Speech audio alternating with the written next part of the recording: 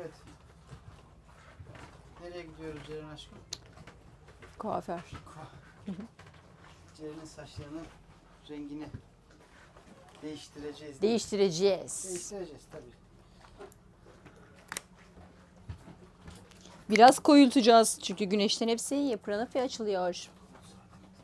Telefon benim yukarıda mı? Terliklerini giy. Anahtarı alıyorum. Anahtarın ucu boş. Sende mi o? Dışarıda. Anahtar, kumanda dışarıda.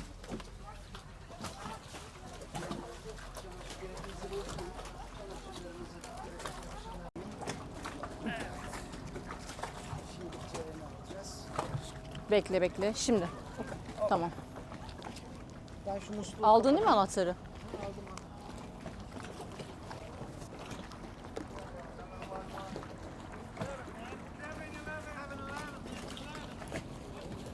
Emre'cim kapağı kapat aşkım.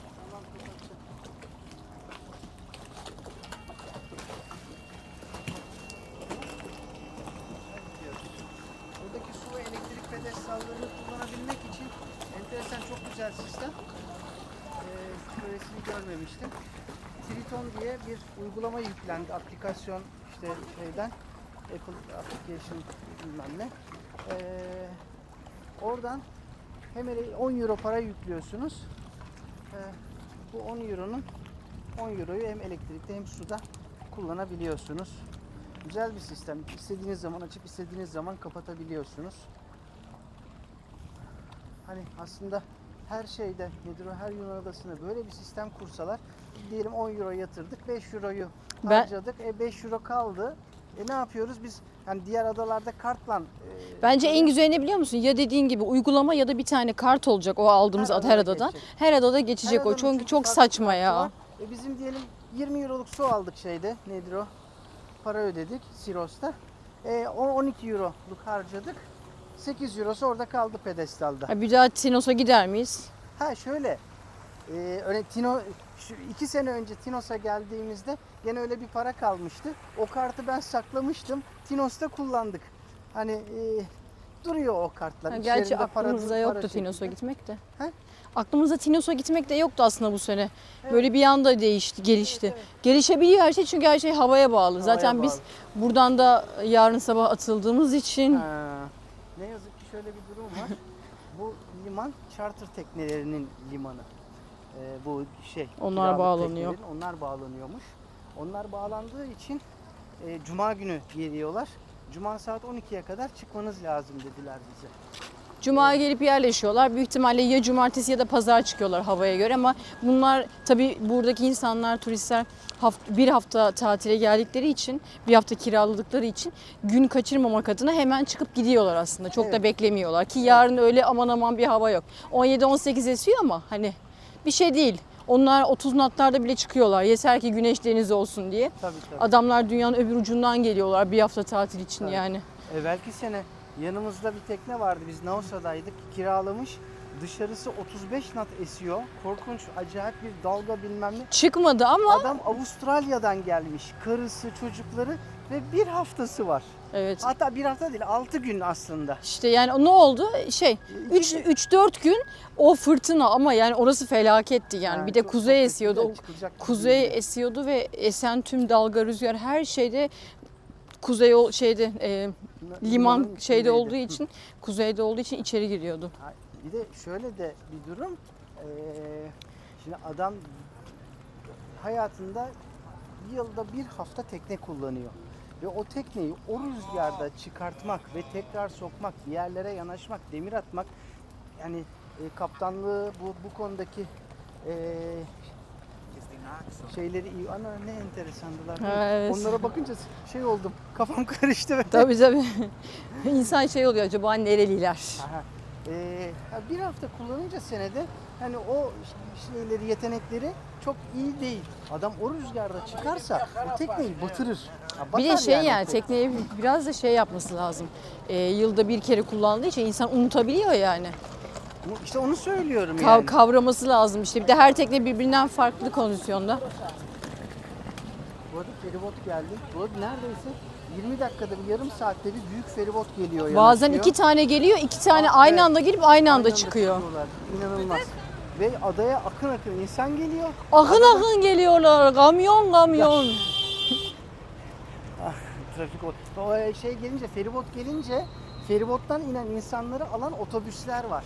Hani Şu an zaten göster bak, trafik var ve yol tıkanmış Evet, durumda. Dikkat et şöyle. buraya. şöyle göstereyim, şurada feribottan şurada iniyorlar. Orada onları bekleyen otobüsler var. O otobüsler şeyi tıkıyor. Yolu tıkıyorlar. Şuraya bir askeri Ama gemi- şey yani polisler acayip derecede, trafik polisleri şeyde ortada yönlendiriyor. Bak şurada bir tane feribot var. Şurada bir tanesi yanaşıyor şu anda. Antiparas'a giden küçük tekneler var. Evet, onlar da var. Buradan günlük gezi tekneleri kalkıyor. Sorduk bir tanesini. Antiparos'a gidiyor. 3 yerde duruyormuş. Öğlen yemeği dahil ve de soft içecekler dahil. Ben bu tarafa döndüreyim onu. Soft içecekler dahil 70 euro günlük gezi. Saat 10'da çıkıyorlar. Saat 5'te geri dönüyorlar. Ay şunu da şöyle uzaktan tutalım biraz. Bu saatte koşulmaz annem ya, öyle sıcağında. Vallahi. Sabah koşarız sabah. Biz sabah 9'a 8.30'a kalınca bile geç oldu diyoruz. Ondan sonra şurada Krios ve Marcello diye 2 tane güzel beach varmış. O beach'e de her yarım saatte bir insanları taşıyan şey var. Feribotlar var, küçük tekneler var. Onlar da gidiş dönüş 9 euro. 9 euro. Ceren, önce senin o tırnakçıya gidip bakacak mıyız yoksa direkt şeye mi? Bence direkt gidelim. O tırnakçıyı yapamayız. O zaman buradan karşıya geçmemiz Bugün lazım. olmaz o. Şurayı O bize göstereyim. başka bir yerde yaptırırız. Akşam da çekeriz buraları. Şu şey çok güzel, ya da akşamüstü neyse. Şehrin içinde böyle güzel ama en kalabalık saat. evet evet. Herkesin gelip gittiği, otobüse bindiği, Gel şuradan karşıya geçelim.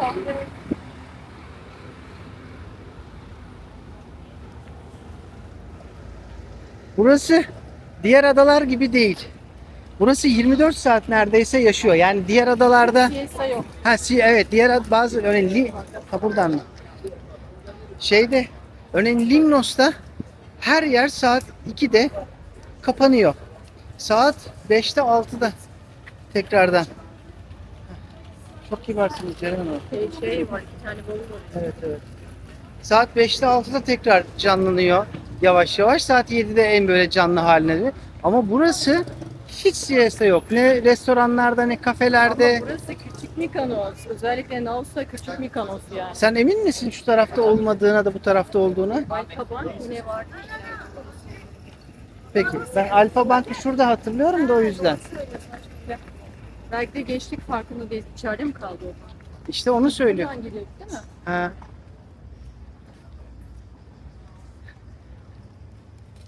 Bu arada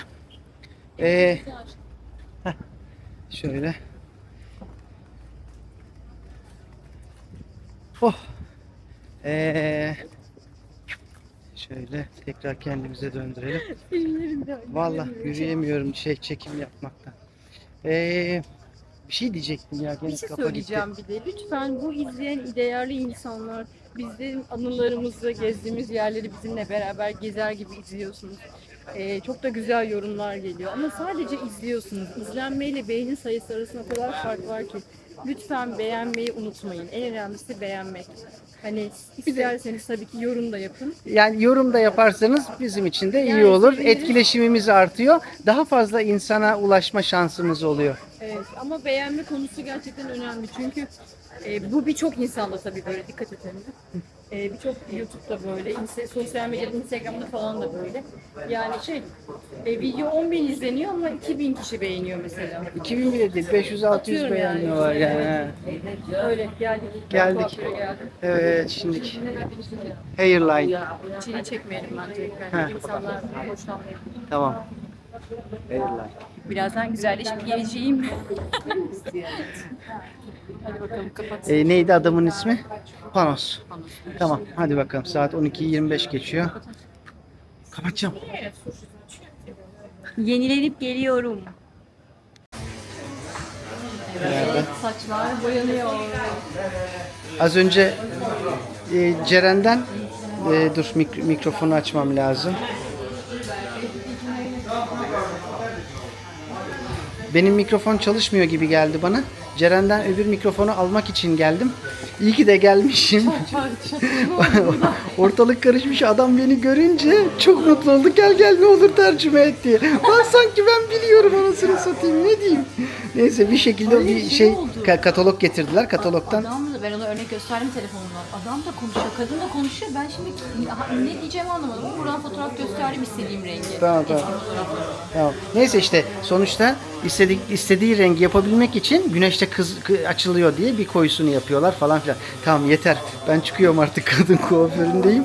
Şey oldum. Rahatsız oldum. Hadi görüşürüz. Hadi bay bay. Çamaşıra gidiyorum ben. Oradan tekneye döneceğim. Çok komik oldu ya. İyi ki dönmüşüm. Öbür şeyi nedir o? Mikrofonu almaya. Ceren paralize olmuş içeride. Şimdi çamaşırları koyacağım. Bir saat sonra gel dediler, al karını. Dedim 2 saatte olur, 3 saatte olur. Fark etmez. Hatta 5 saat sonra alsam daha güzel olur. Şaka. Tabii ki şaka. Ceren de izleyecek bunları. Neyse ben çok konuşmayayım. Evet şimdi çamaşıra gidiyorum. Görüşürüz. Şurayı göstermek istedim. Bu merkezde hemen deniz kenarında bir yel değirmeni var. Feribotların olduğu yerde. İçi Tourist Information Ofisi. Süper yapmışlar ya.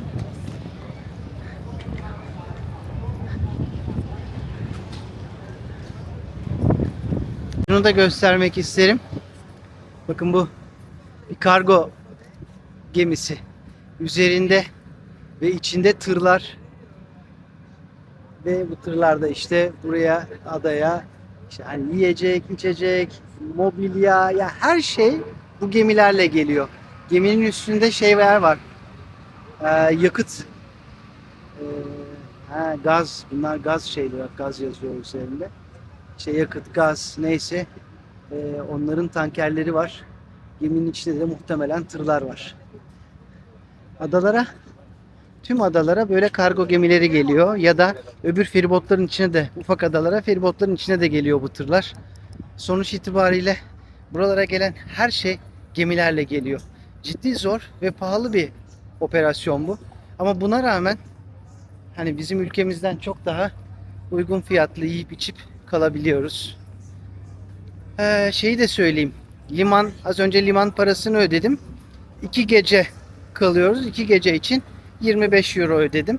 Aslında şöyle, günlük 10 euroymuş. İlk Yunanistan'da hep öyledir. Öyle oluyor. İlk geldiğin günün de yarım günlük parasını alıyorlar ve ertesi gün parasını alıyorlar.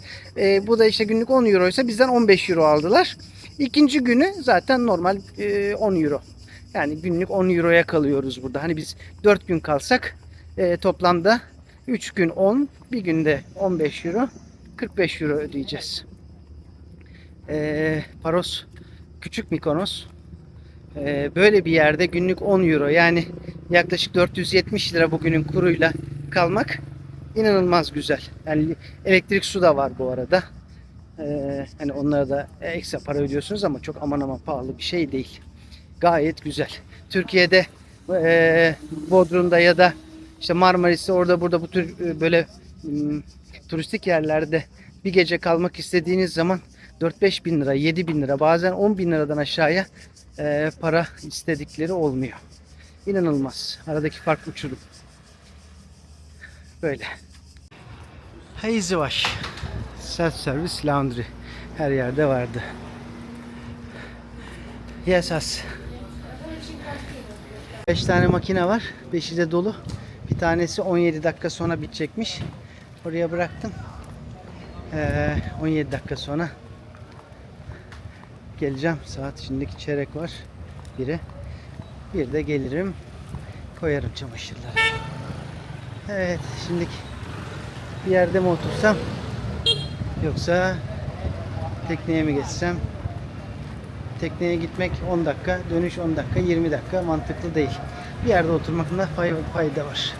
Okey, bir yerde oturayım, bir bira içeyim bari. Evet, makine boşaldı. Makineye koyacağız. Ya. Evet, şimdi kapatayım, koyayım. Sonra çekime devam edeceğim. Evet, koyduk makineye. 27 dakika. 6 euro kurduk. Ilık. Bu hanım da burada çalışıyor. Çok da yardımcı. Parayı bozdu falan filan. Şimdi 27 dakika bekleyeceğim. Az önce bira içmemiştim. Şimdi mi içsem diye düşünüyorum. Şimdi içeyim. Hatta bira alayım geleyim şuradan. Bir kiosktan. Bak şurada şöyle ağacın altında bir gölge de var. Oh ne güzel. Orada otururum. Biramı içerim. En güzel bir şey. Soğuk soğuk. Bir kiosk bulayım. Bira alayım. Çamaşırları aldım. O işte bitti. Şimdi Ceren'in yanına gideceğim. Bir saat sonra biter demişlerdi. 1 saat 15 dakika oldu. Gerçi aramadı beni de daha. Bakayım ne yaptılar. Ondan sonra geçeriz tekneye. Asarız bunları. Yarım saat, 1 saate kururuz zaten. Evet, şimdilik günün yarısı bitti. Öbür yarısına doğru geçeceğiz. Ceren aşkım, memnun musun saçlardan? Panos dükkanı sahibi. Thank you. See you the next year. Of course, see you the next year, Panos. Mr. Thank Panos. you very much. Thank you.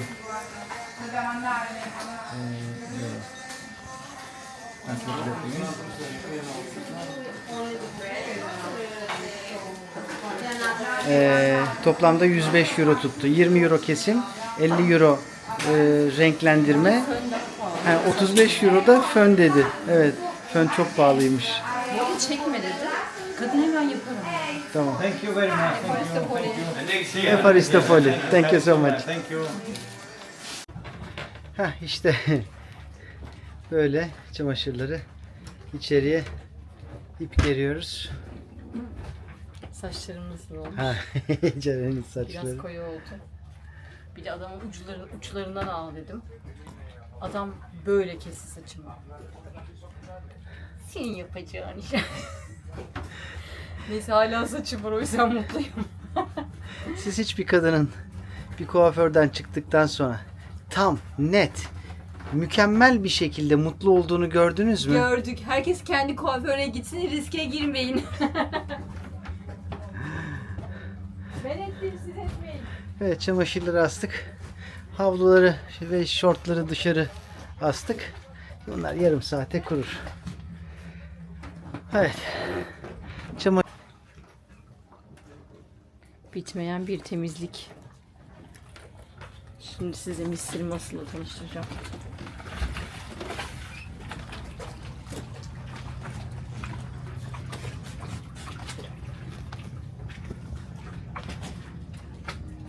Mr. Muscle.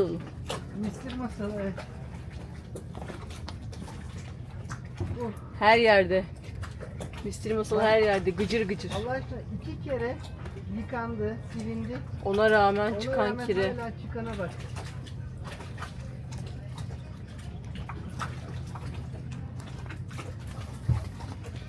Bu arada şöyle bir durumumuz var. Biz çok güzel buraya bağlandık ettik. İşte otobüse falan binip Nausa'ya gidecektik. Planlarımız vardı. Hayallerimiz vardı. Planlarımız vardı. Ama ne oldu? Burada bizi bağlayan çocuk Mario muydu Emre? Jason. Jason. 2 kişi var. Bir Mario, bir Jason. Jason 2 tane işte. Mario İşte yani ofis elemanı. Jason da burada bağlama işlerine Evet. bakıyor. Jason diye bir çocuk var buradan. Neyse ki tatlı bir çocuk yani. Bizi kovdu resmen, dedi ki yarın dedi yarın öğlen 12'ye kadar çıkmanız lazım. Çünkü dedi charter tekneleri gelecek buraya. Kötü oldu bizim için. Gideceğiz, demirde kalacağız. Yarın da hava yükseliyor biraz. Yani 20'ye kadar çıkıyor herhalde. Demirde kalacağız. Emre diyor ki botu şişiririz, karaya çıkarız, oradan otobüse binip Nausa'ya gideriz diyor ama yani o havada da tekne demirde bırakılır mı, o da değişik bir durum. Bilemiyorum yani. Biraz moralim bozuldu. Bu sene zaten herhalde 1,5 ay oldu tatile çıkalı. Biz 10 gün falan böyle sakin bir hava görmüşüzdür ya. Vallahi hep of rüzgarlar hiç eksik olmadı yani. Öyle bir durum. Benim moralim bozuldu yani. Tekneyi burada bırakmak istemiyorum çünkü. Demir'de. Bakalım ne olacak. Bir şey olsa da bir charter gelmese ben bir hafta daha devam ediyoruz. Ay o sıktığın şey hep bana geldi Emre. Evet, tekne hayatının bir parçasını daha göstereceğim size. Yani bizim tekne hayatımızın. Şimdi bu şeyleri, çamaşırları yıkadık, buraya astık ya. Onlar kurudu. Dışarıda astık bir kısım.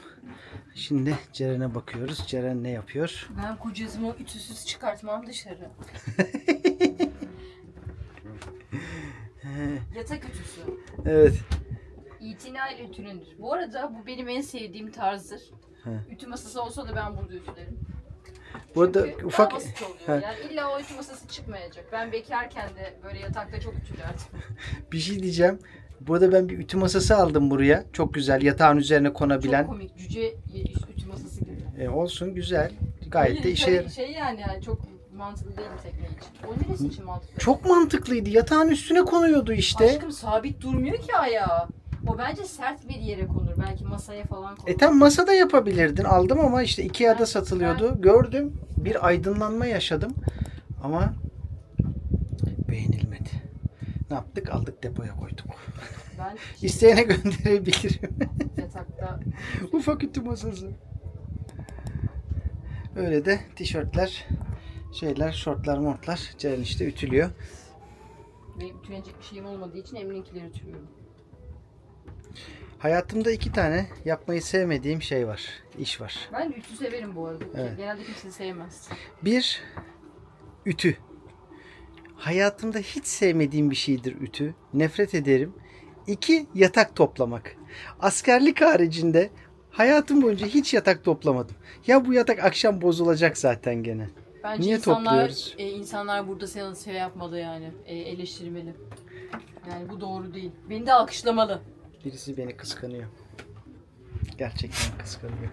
Bakın Emre Bey, o kadar sevdiğiniz Emre Bey'in de sevmediği kötü şeyler varmış yani. Kötüleyeceğiniz. Asla onaylamayacağınız. Birisi beni kıskanıyor. Birisi beni kıskanıyor. Lay lay lay lay lay lay. Bir şey diyeceğim Ceren. O tişörtü öyle ütülemene gerek yok. Onu çok giymiyorum. Hani böyle gündelik giydiğim bir tişört. Öyle mi? Şu an söylediğin için teşekkürler. Biliyorsun sen onu. Boşuna enerji harcamayalım lütfen. Please. Please. Şu benim güzel katlama şeklimi de insanlara gösterirsen. Evet ya, Ceren var ya, tek elle tişört pantolon yani. Pantolonun şeyini de göstereyim. Ütülenecek pantolonu yok herhalde. Yok. Olsaydı gösterirdim bir tane. Şu şort mu? Bayağıdır giymemişsin bak, bu lacivert keten şortu. Çıkart bu akşam giyin. Tamam aşkım.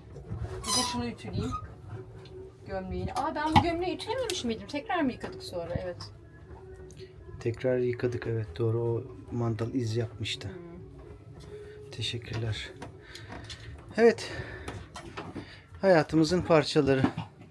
Evet, hayatımızın bir parçası daha. Gin tonik. Bugün çok yoruldum. Yaklaşık 2,5 saat tekne yıkadım. Gerçekten çok çalıştım. Çok terledim. Bir gin toniği hak ettim. Tavernaya giderken ara sokaklar, buraları da gösterelim size dedik.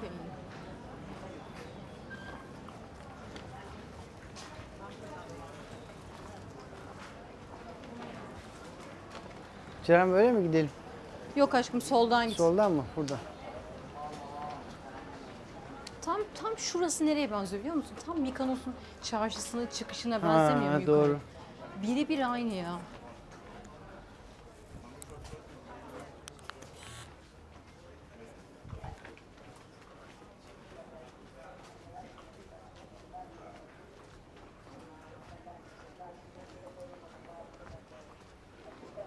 Yalnız bir şey söyleyeyim mi? Biz böyle gidersek denizden, yani tavernadan uzaklaşıyoruz. Denize dik gitmiş oluyoruz. Tamam, bir ara sokaktan çıkarız. Ha bak böyle gidip. O merdivenlerden aşağı inebiliriz. Aha, aynen öyle.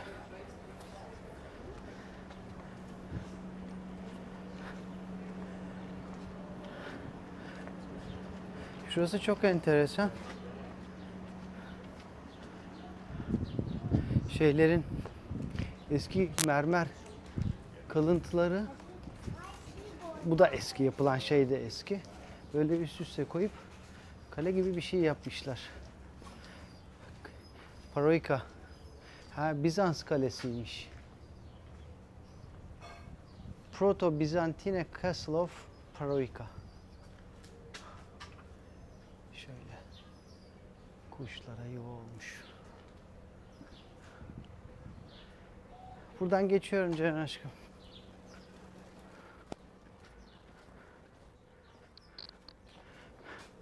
Bakar mısınız?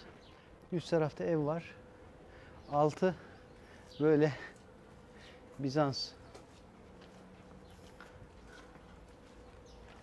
kalıntıları. Çok iyi ya. Ceren gel Allah aşkına gel bak.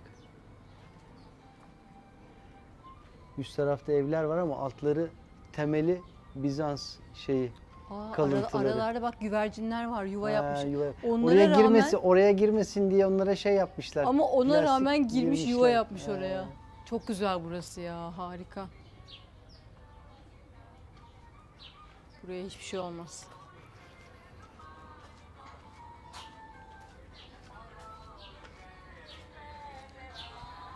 Teyze dövecek gibi bakıyor. Elinde radyosu.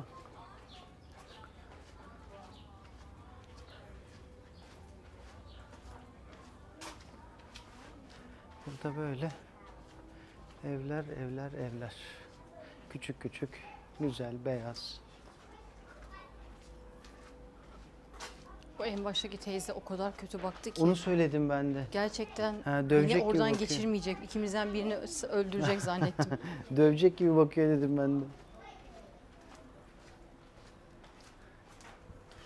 Çok hoş ya. Pırıl pırıl bakıyorlar her yere. Hı? Çıktık. O şeye. Şimdi bakın burada çok güzel bir manzara var. Emre tam inmeden sonra geri dön aşkım. Güneşin batışı. Müthiş.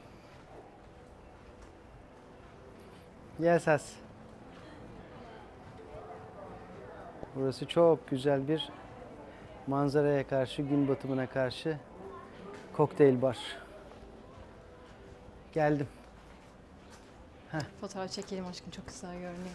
Tamam. Fotoğraf fotoğraf time. Bir fotoğraf molası. Gibi çıkan fotoğraflar. Şimdi aşağıya iniyoruz. Burası da bir sushi restoranıymış. Çok güzel. Ama ben sushi sevmiyorum. Ceren seviyor ama ben sevmiyorum. Güneş çok güzel batıyor burada.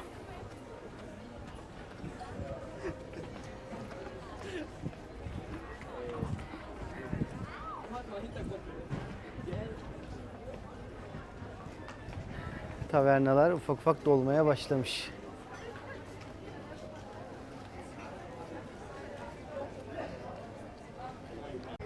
Şimdi bakın. Botvaraki'ye geldik. Burası böyle ufak bir taverna. Ama sıraya bakın. Ablacığım geç. Hayır, izin vermediler çünkü. Yok. Öyle bir şey yok yani. Böyle acayip bir sıra var. Burada bugün gerçekten çok sıra yok. Bekleyeceğiz. Çok güzel bir taverna burası bu arada. Müthiş lezzetleri var. Bayılıyoruz. Bir 5-6 masa bekleriz. İçerisi boş sanki. Heh, oraya alıyorlar sırayı. Olması gereken yere.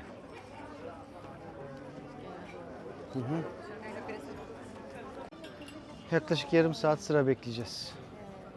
Olsun. En az 7-8 masa. Burada içeride masalar boş. Herkes dışarıyı bekliyor olabilir. Bu arada biz içeride oturabiliriz. Yani ben şurada oturmak istemiyorum. Çünkü burada sıra bekliyoruz. Bak onlar da içeride oturmak karar verdi ya da beklemek istemiyorlar. Ben bir sorayım.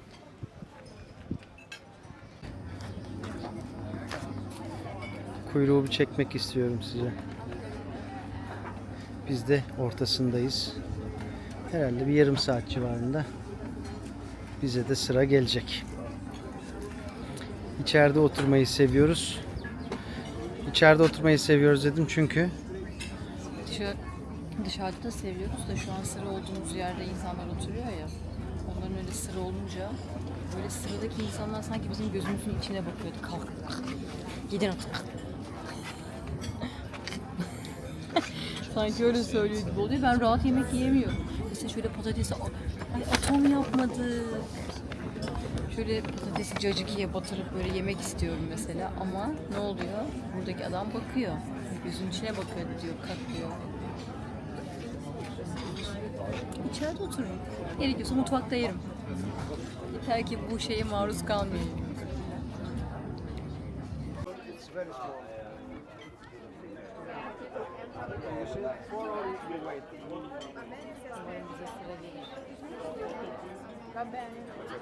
Heyecanlı bekliyorum. gidiyorlar oraya.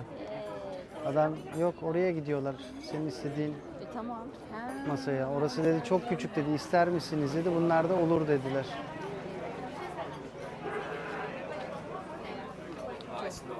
But We go this way. yeah, here Yes, yes. inside is okay. We don't want this table. You know that? Huh? Oh no, we'll go Ha o tarafta, o taraftaymış. far away. Okey, gel.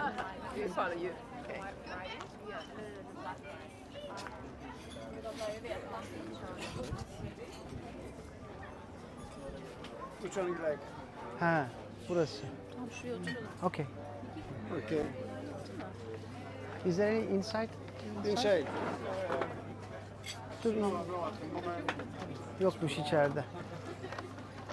Sen böyle mi oturacaksın? Böyle. If you like inside, I can put more people here and you wait for inside. İçeriği beklemek isterseniz başka birisini oturtayım buraya diyor. Bence. Oturalım bence böyle. Okay, we are here.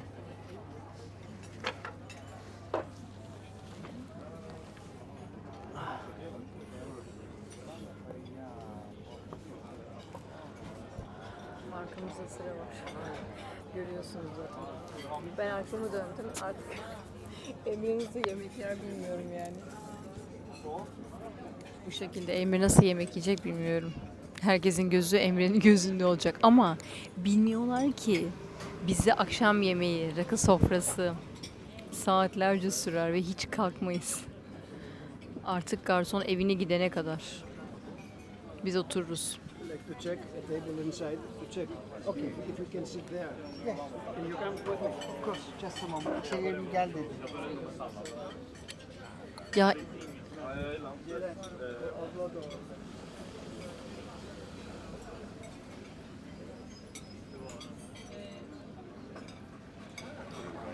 İçerisi de çok güzel ama dışarıda işte böyle bir kalabalık olunca arkada insan yemek yerken çekiniyor.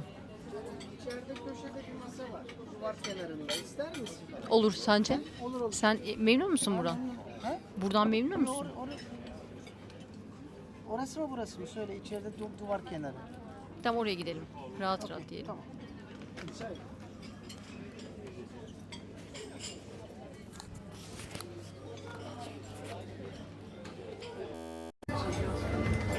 Yes, yes.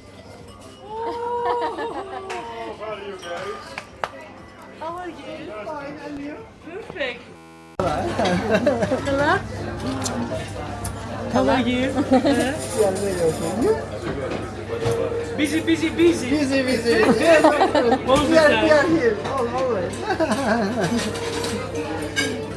Go to your Çok table. tatlı bir kadın. Thank you. How are you? All good. Ya süper. Aa, süper tamam. İçerisi gayet güzel. Hiç fark etmez. Burası da mutfak zaten. Mutfağı da çekelim şöyle. İçerisi daha güzel valla. Ha, klima da var. Hasta olmazsak sorun yok. Orada insanların şeyinden rahatsız oluyor insan ya. Böyle o bakıyorlar, ediyorlar ya böyle. Evet. Dışarıdan kurtulduk. İçerideyiz. Hem de mutfağın önündeyiz. Ne istersek daha hızlı gelebilir. Hi. Panenci, kala, poli kala. Tabaklarımız geldi bile. Buna tabaklar 5 benzemez. Evet evet. O kadar acıktım ki, diyeceğim ki, bütün menüyü indir. Evet evet. Emre'cim sen bir süzüldün ya. Süzüldün sen bir. Süzüldüm derken, İnce, zayıfladın yani. herhalde zayıfladım. Süzüldün derken ne demek ya? İnceldin, Bu zayıfladın. akşam kilo almam lazım. Bugünü bekliyordum ben Ceren. Burası sevdiğimiz bir yer ya. Burayı garip bir şekilde keşfettik ama mükemmel bir yer yani. Evet evet, Geçen sene de Zehra ablalarla gelmiştik, Hasan abiler, Beken, seçki. Seçkin. 6 kişiydik ve Altı şu kişi. arkadaki masada oturmuştuk hemen. Şurada oturmuştuk. Bence içerisi daha keyifli ya. Daha böyle samimi geliyor. Bilemiyorum. Bak buradaki bu Karagöz Hacivat karakterleri falan da vardı. Çok hoş Şimdi bir yer yemeğimizi orası. söyleyelim. Biraz heyecanlıyız. Sonra çekeriz. I'm next to you. So, Just a moment.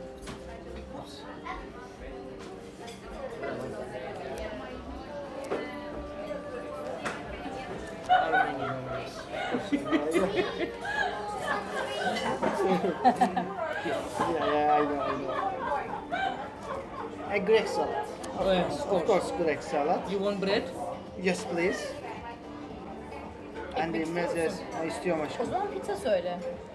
No, burada pita yoktu. Ha tamam. No pita, I know, no pita.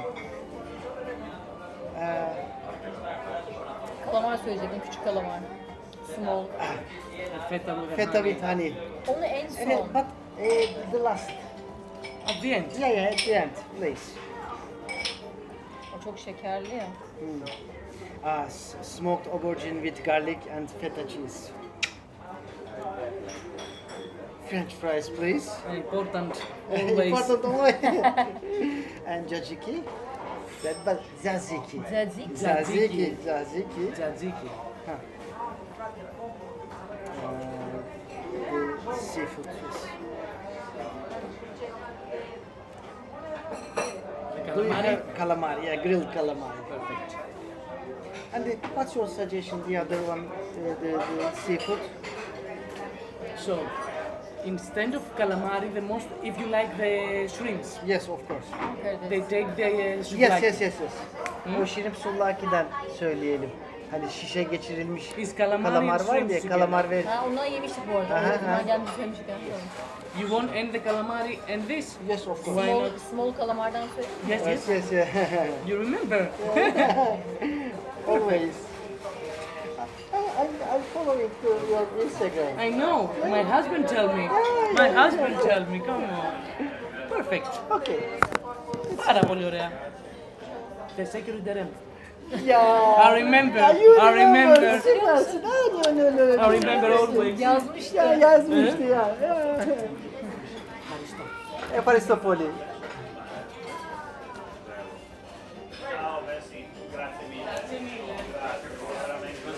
Ya buranın böyle olmasının zaten nedeni belli yani. Kadın inanılmaz samimi bir kadın. Evet evet ya. Tatlı gerçekten. O zaman Yiyemez. yiyemez.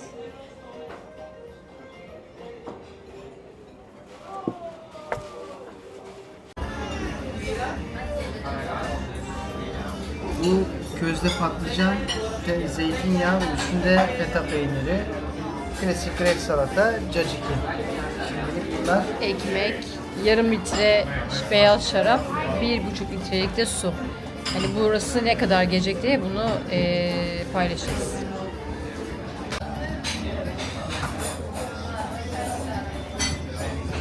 Selen aşkım. Efendim? Bugün var ya çok acayip bir şeyler oldu. Aman Allah'ım. Vallahi çok Bir şey acayip. düştü elimden. Elinden bir şey düştü. Ne olmuş biliyor musun? Buraya çukur açılmış salataya. Vay vay. Zeytinyağına vay, vay. o çukura ekmek düşsün Ama diye. zeytinyağı pek görünmüyor ya. Gerçekten zeytinyağı var mı orada? Var var var. Şamandıra. Diyorum ya çukur açılmış. Yiyeceğiz. Sivilceni yesinler senin burnunun kenarında. Güzelliğim bozuldu.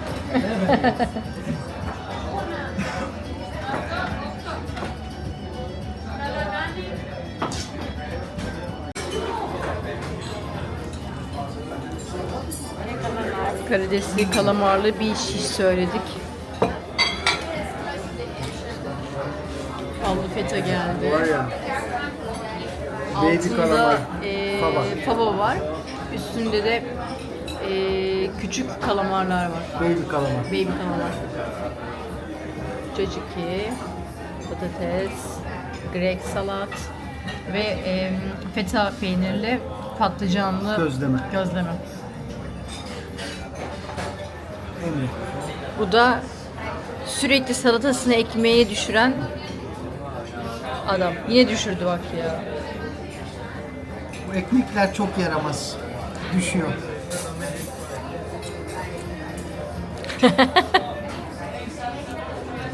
Altı masa var. Hadi orada 2 tane daha olsun. 8 masa var. Burak yazmış. Senin ekmek düşürmeni. Canan eşi Burak. Yazmış ki Samanyolu oyunculuğu. Tabii. Flash TV, Flash TV. Plaj TV. Flash TV'deki o aksakallı dedeler var ya onlar. Patates bizim kırmızı çizgimiz. Bir kırmızı çizgimiz de patatesi cacikiye düşürmek. Vay.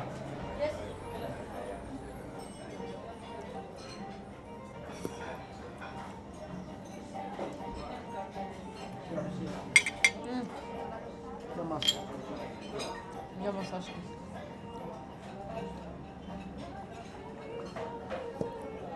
Bu arada bir şey diyeyim mi? Yemekten önce şu sırada siz farkında değilsiniz doğru Sen niye ama oraya koydun? kamera orada koyacağım. Evet Paris'te. Birbirimizi yiyorduk. Açız ya.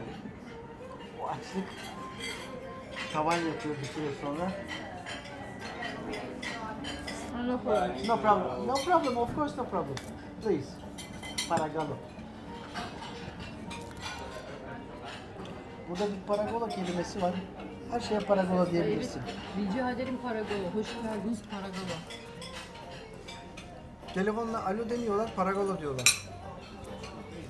Bilmiyorum. Bir şey olduğu zaman paragola değil, Geçiş. her şey yumuşar bence. He's the best guy yeah. and the best lady back of the camera. You know. Follow him. Trust him. I'm happy that I saw you We are again. very happy to see you again. I'm happy too. Thank I'm you. happy too. Thank you so much. And for you, my love. I'm really happy about this lady. She's still the same. Thank you. Thank you. Thank you so much. Kisses. Bye bye. Bye bye, bye bye. Thank you, love. Kalinita. Kalinita. How we say Kalinita? İyi geceler.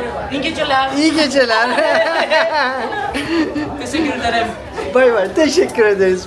Thank you, thank you. Thank you so much. Çok tatlı ya. Çok, Gerçekten, çok tatlı. vallahi. Ama bu kalabalıkta da mesela onun işini bitip gidiyor olması ilginç geldi ona. Hatırlıyor musun sabah koşarken o buradaydı. Evet ya. Ha, Aynen. Biz sabah koşarken adını bilmiyoruz ama bu Evet evet ya. ablanın burada kahve içiyordu. Biz de koşarken selam verecektik ama rahatsız etmek istemedik kahve içerken. Zaten o saatten sonra büyük ihtimalle saat 10 gibi falan onlar yemek yapmaya başlıyorlar. 3 gibi de burası açılıyormuş. Akşam kaçta kapanıyorsun? 11'de. 11'de. Ama onlar bu arada bu insanlar. 11'de kapanıyor ama tak diye kapatıyorlar. Direkt hesabı masaya getiriyor. Evet, evet. Bizim gibi değiller. Biz de böyle şey değiliz ya böyle. Vardır ya abiler. Olsun ya biz biraz daha alacağız. Biz bir şişe daha açacağız falan. Burada öyle bir şey yok. Hadi kardeşim toparlan diyorlar. Hesabı direkt masaya getiriyorlar yani. Evet, biz yemeklere geri dönelim. Hoşçakalın.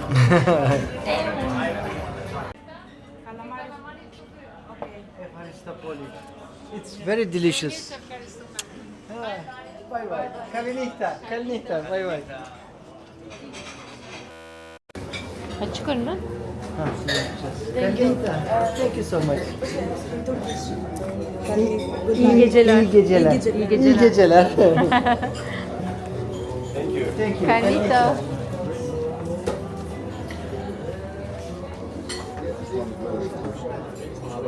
Thank you very much. Have a great Kalinihta. Kalinihta. Thank you so much. Efendim. Carlita. Take care.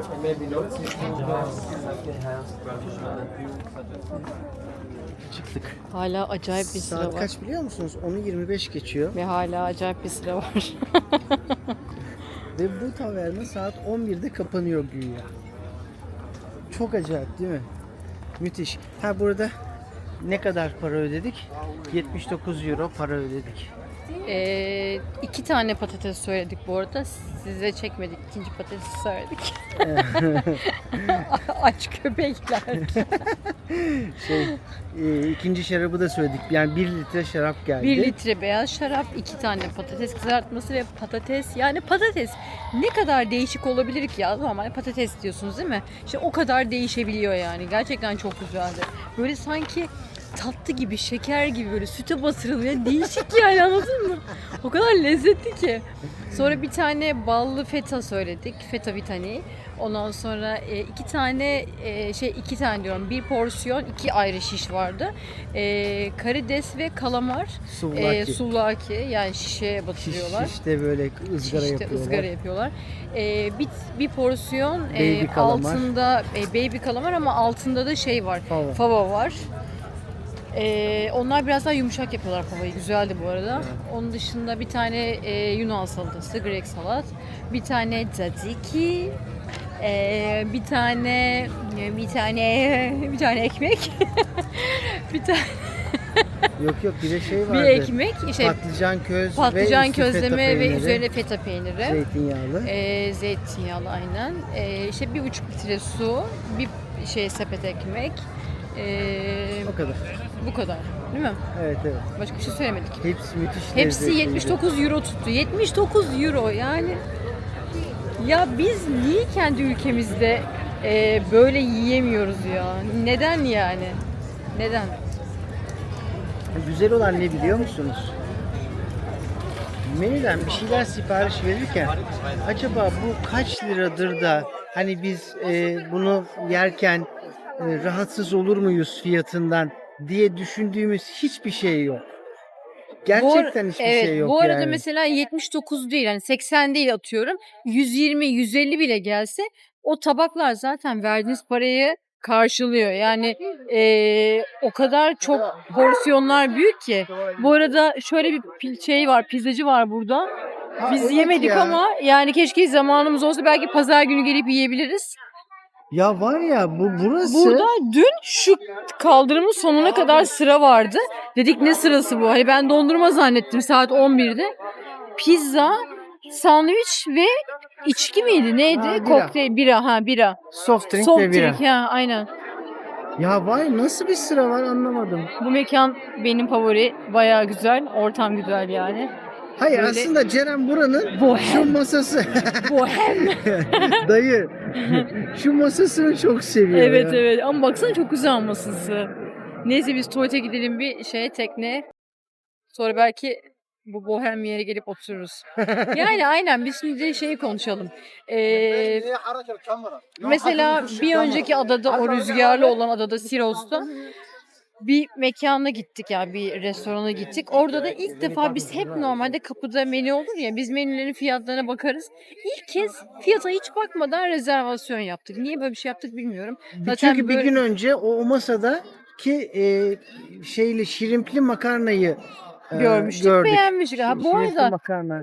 şirin- Karides. karides ha. Ha, burada karidesin makarna da her yerde var ve hepsi de güzel. Yani burada kötü yemek yiyeceğiniz hiçbir yer. Emre de güzel yapıyor. Ama aynen güzel yapıyor. Ama o gün niye bizim öyle bir ilgimizi çekti? Ay ne Gittik bileyim. oraya ben hemen kendime konum attım falan böyle kaybetmeyelim diye. Bir sonraki gün plajdan sonra gittik oraya. Şey yapmaya ver aşkım. Plajdan sonra gittik oraya rezervasyon yaptık. Hiç menüye falan bakmadık. Zaten son 2 tane masa kalmıştı. Hatta böyle sevindik he masa kalmış falan boşmuş diye. Bir oturduk. Bir porsiyon ortaya söyledik zaten. Bir karidesli makarna, Bunu bir çok, tane çok hareket ettirmeden. bir tane patlıcan söyledik İmam ortaya. bayıldı yani. İmam böyle. bayıldı. Bir de karides miydi? Ne söyledik? Karides miydi? Hayır ya. Ne söyledik hatırlamıyorum ya. Ya Karides ya da neyse. karides ya ben öyle hatırlıyorum. Tamam, Bu kadar. olabilir, ha. Bir de yarım bir şişe şarap. Bir şey Orada değil ya. house wine yoktu. Ha uzo. Uzo söyledik. Uzo ya. Aynen uzo söyledik. Çünkü şaraplar 50-60 Euro'dan başlıyordu. Yani orada ev yapımı yoktu. O yüzden biz de şişe şarap uzo söyledik. Ha. Kafam karıştı yemin Evet, ediyorum. evet. Çok İnsanlardan. sallıyorum bunu. Sallamıyorum aşkım düşeceğim gibi oluyor görmüyorum ya. Biz o masaya 80 euro verdik değil mi? Ha, 3 tabak yemek 3 tabak yemeğe ve 80 makarna euro. da azıcıktı bu arada yani. Tabaklar büyük, porsiyonlar azdı. Ha. Tabağın kenarına böyle maydanozdan sis yapmışlar. Maydanozdan sis yapınca bilin ki Tabak 3 kat. olmuyor. Neyse işte. Yani velhasıl Paros'taki burası müthiş. Etiketledim ben. Buraya da etiketleriz. Buraya da ismini bence yazalım. Evet evet. Hello again. Hay. Durum böyle. Öyle yani. Hello again dedi bana ya. Ya benim aklıma geldi. Dur, Kerem, onu bak anlatmak bak şunun güzelliğine bak. Ay yiyeceğim ya zenci bebeklerim. Benim aklıma geldi bir onu anlatmak istedim. Biz 3 sene önce falan herhalde Çeşme'deyiz. Tekne Çeşme Marina'da marinadayız. 4 sene önce. 4 sene. Evet. Çeşme Marina'dayız. Orayı da ben çok seviyorum. Emre de çok seviyor falan. Oradan yukarıya doğru çarşıya doğru yürüyoruz. Ondan sonra orada da kenarda sağda solda böyle dönerciler meyhaneciler falan restoranlar falan filan var. Tabii Türklerde var ya böyle sürekli gel gel gel gel gibi böyle Mevlana gibi ne olursan ol gel yeter ki gel. Bize Emre'de ayıp olmasın diye selam veren garsonlara kapıda herkese selam veriyor. Hani hayır. yapmıyor yani böyle yüzümüzü çevirip gideriz ya genelde yapmıyor. Teşekkürler Ya- merhaba abiciğim iyi akşamlar kolay gelsin falan diyor. Ondan sonra Şimdi adam hani bana buyurun gelin falan diyor. Ben de sonuç itibariyle birisi bir şey söylediği zaman bir cevap verirsin. Hani böyle cevap vermeden yürümek bana gelmiyor ya böyle doğru gelmiyor. neyse bir tane adam Emre'ye yine böyle gel abim gel buyur abim falan yaptı böyle. Emre dedi ki teşekkürler kardeşim biz yedik dedi şimdi kalktık dedi. Böyle yaptı adam. Bir de bizde ye dedi.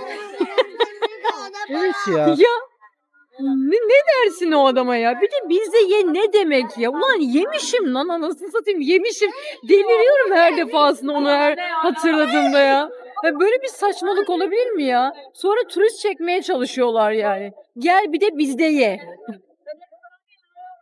Öyle aklıma geldi anlatmak istedim yine sinirlerim bozuldu. Bu arada akşamları Paros'un bu merkezi güzel, ortam güzel yani. Evet evet baksana ne güzel ya. Gösteriyorum.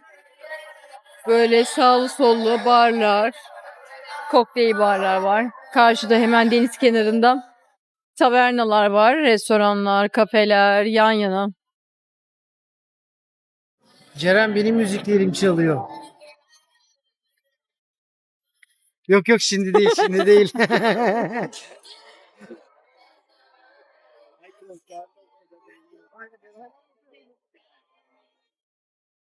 Bu arada sadece buralar değil, üst katlar da dolu. Üst katlarda da barlar Ve şu yukarıda bir tane var çok güzel. Ha burası sushi restoranı şu. Ha, öyle mi? Yani Yumla. Orası sushi restoranı. Ha. Ha, orada fotoğraf çekildik ya az önce. Evet evet orası. Anam gördün mü geçen? Gördüm. Bu arada buralarda tabii ki kalabalık. Burada da bütün masalar dolu. Ama orada yani bu saat olmuş. Saat 10.30 olmuş. Hala bu saatte sıra olması da tabii insanı bir düşündürüyor yani. Neden? Şu üst kat çok güzel. Şu evin Hem olsa manzarası bayılıyoruz, güzel, ha. aynen. Orası tam güneş batarken oturulup orada bir kokteyl içmelik mekan. Evet. Burada kokteyller tabii Türkiye'ye göre çok uygun. Bir de tabii ki içine Olması gerektiği kadar. aynen, olması gerektiği kadar alkol koyuyorlar. Artı bir de böyle 6 ile ya da 7 ile akşam 10-11 arası bir happy hour durumu oluyor. Atıyorum 4-5 euroya, 6 euroya gittiğiniz adaya göre değişebiliyor tabii mekana göre değişebiliyor. Ya da 7 euroya bir kokteyl içiyorsunuz. Bir içiyorsunuz bir tanesi bedava oluyor mesela. Böyle Ha, bazı- yerler de evet, var. öyleleri de var. Bir de böyle genç satıcılar var. Ay bak çocuklar kendi yaptıklarını satıyorlar bir de. Ya da aldıklarını falan. Ha. Çok mantıklı. Bu arada bir Yunanlarla bir benzer durumumuz da şu. Onlar da babaya baba diyorlar. O da ilginç bir durum. Bunu herkes bilmeyebilir. Yani bizde geçen sene mi fark ettik Evet bunu? evet Ha. ya çok kelimemiz aynı Hani aslında tamam anneye yani. mama diyorlar da babaya da baba diyorlar. Hmm. Aynı yani. Ya Allah aşkına imam bayıldı ya. Yani bayağı bildiğin Demek ki imam bir şey bayıldı söyleyeceğim. yani. Hani onlarda da imam var. Bir de öyle bir durum. Ben bir seferinde sormuştum. İmamın ne olduğunu biliyor musun sen diye. Papaz efendi. Bilmiyorlar. Yemeğin ismi imam Ay zaten bayıldı. papazla oturup aynı masada yan yana masalarda yemek yiyorsun yani. Aynı masa diyorum. Ay. İşte birimiz içki içiyor. Öbürümüzse haram. Birimiz istediği kadar kişiyle evlenebiliyor. Birimiz de hiç evlenmiyor. Bu kadar. Masal bitti.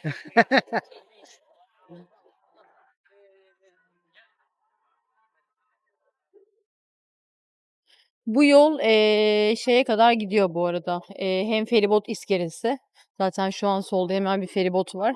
Feribotları geçince de bizim bağlı olduğumuz o balıkçı barınağı var.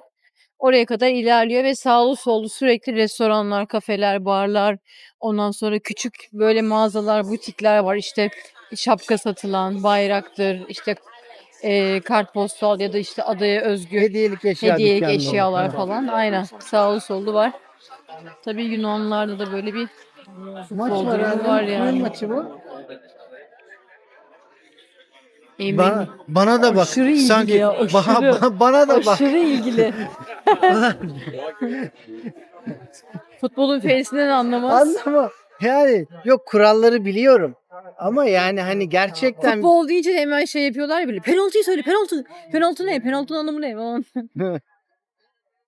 ya evet futbol seyretmeyi sevmiyorum. Yani sevmediğim sporlardan bir tanesi. İzlemeyi sevmediğim. Yani Bu arada sevmediğim ben spor yok, demeyeyim yok, de. bu arada şükrediyorum. Ben de o kadar yani sonuçta ben de spor bölümü okudum yani Besyo.